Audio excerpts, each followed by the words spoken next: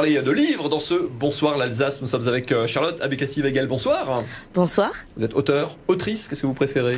Je préfère auteur. Auteur, avec un E à la fin. Ouais. Alors votre public, une partie du public, vous connaissez certainement pour vos romans plutôt d'héroïque fantasy, avec un certain succès, 15 000 exemplaires sur le dernier volume, ce qui est en édition. Un beau succès, on peut dire ça? Oui, c'est vraiment c'est un beau succès, j'en suis très fière. En tout cas, référencé dans ce domaine-là, et puis vous avez pris, alors je ne sais pas si vous allez nous expliquer ça, un nouveau challenge, un nouveau défi, une nouvelle envie de faire un livre plutôt jeunesse. Oui. Petite jeunesse en plus, à partir de quoi? 3 ans? Oui, 2-3 ans. Pourquoi on quitte un domaine dans lequel on marche bien, on cartonne même pour se lancer dans quelque chose de complètement différent, pour en tout cas complètement un nouveau public? Alors déjà, je veux pas le quitter. C'est un pas de côté temporaire. Non, c'est un petit pas de côté, mais tout simplement, je suis devenue maman, ma petite fille a grandi, et comme j'aime beaucoup dessiner, elle m'a demandé de lui faire plein de dessins, et je lui dessinais très souvent un petit chat. Et ce petit chat, je l'ai fait en long, en large et en travers, debout, assis, toutes les positions.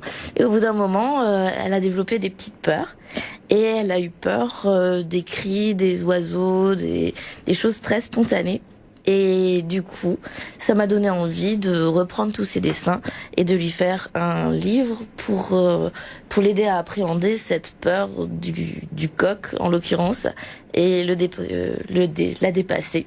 Le livre, donc c'est aussi un outil quelque part. Il y a souvent un message dans les livres, quel qu'il soit. Là, il y a une espèce de message pour lutter contre certaines peurs aussi. Oui, le fil conducteur, c'est ça? Oui, Bébé Kell et l'œuf mystérieux, c'est une histoire qui parle d'un petit chat qui part à l'aventure tout seul parce qu'il est courageux, mais il n'est pas très téméraire. Du coup, il va se faire un ami, il va trouver un petit œuf, il va être très content, mais ça va l'emmener un petit peu loin et à un moment donné, il va avoir peur. Et là, il va vite rentrer à la maison chez sa maman et elle l'aidera à dépasser ça. Elle l'emmènera, elle lui montrera ce qui lui a fait peur.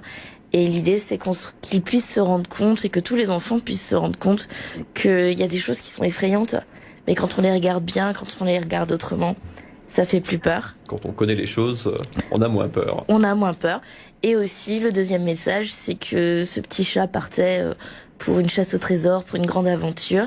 Il a trouvé qu'un œuf, mais à l'intérieur, il y avait un ami.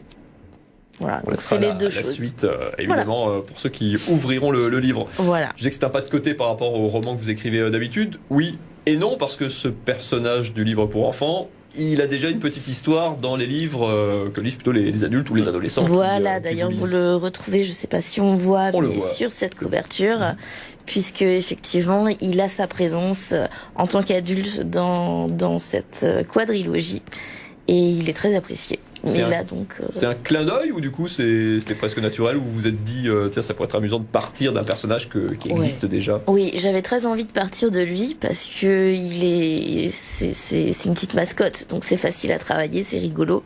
Et en plus, on étire tout de son enfance dans les romans. Donc ça permettait d'avoir le champ libre et de travailler la fantaisie pour le tout petit, sans que ça fasse peur.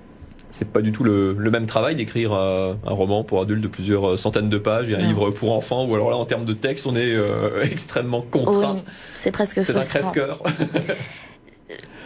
En fait, au début, oui, je vous avoue que oui, ça a été un peu dur. Mais par contre, j'ai fait le test avec ma petite fille et j'ai remarqué que c'est pas du tout pareil parce que il faut raconter une histoire, mais il faut que ça amuse l'enfant. Et du coup, j'ai essayé de faire un texte qui l'appelle à répondre pendant la lecture. Lui dire, tiens, qu'est-ce qu'il y a dans cet œuf? Ce genre de choses. Et en fait, je pense que ça, c'est bien. C'est un livre pour lequel vous avez lancé une cagnotte, parce que vous le lancez en auto-édition pour le coup. C'est quoi, c'est les éditeurs qu'on a pour les romans, et ils vous suivent pas pour le livre jeunesse? Si. Mais je suis auto-éditée depuis le début. D'accord. Et j'adore. J'aime bien avoir la main sur ce que je fais. C'est quoi, c'est une contrainte au départ et finalement c'est une liberté? Oui, il y a des deux.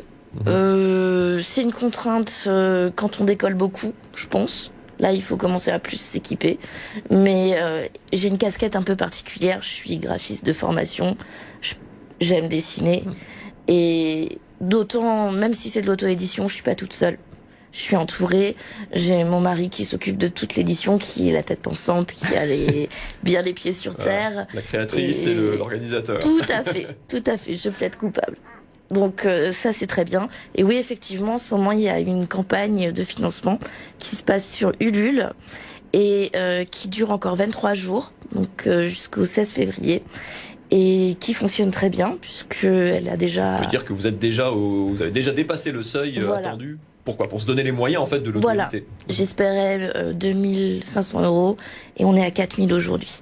Donc là, se fera. Voilà, ça se fera.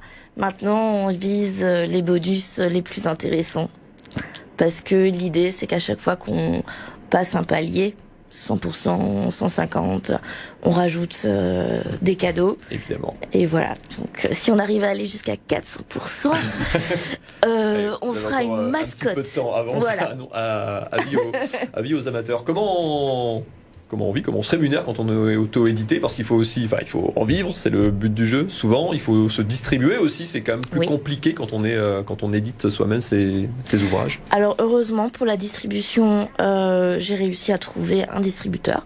Donc je suis très bien distribuée et tous les libraires peuvent me trouver. Ça c'est une grande force.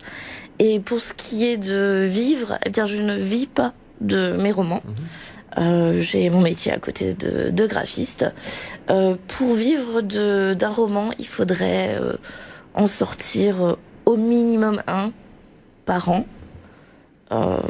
Donc c'est un cercle un peu vicieux, il faut avoir plus de temps pour écrire, donc du coup, son travail, c'est compliqué. Et puis il faut trouver le temps de faire sa promotion, de trouver le courage aussi de faire sa promotion. Ouais, c'est bon, ça c'est fait, la promotion aussi. Voilà, non mais moi ça me plaît comme ça, je suis contente d'avoir la double casquette. Eh bien merci beaucoup Charlotte Abécassi-Weigel d'être venue nous présenter ce projet, ce nouveau défi et ce nouvel ouvrage virtuel pour l'instant, mais que vous viendrez nous présenter, vous nous enverrez un exemplaire, on le montrera. Avec grand plaisir. Bébé Kel sera avec nous en vrai, sous votre plume.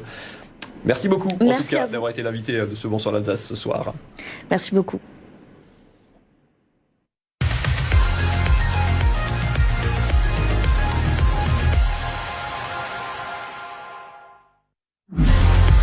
Restez avec nous dans ce Bonsoir l'Alsace. Dans un instant, une nouvelle édition de notre journal. Nous reviendrons notamment sur ce blocage des agriculteurs qui ont bloqué donc depuis ce milieu d'après-midi la M35.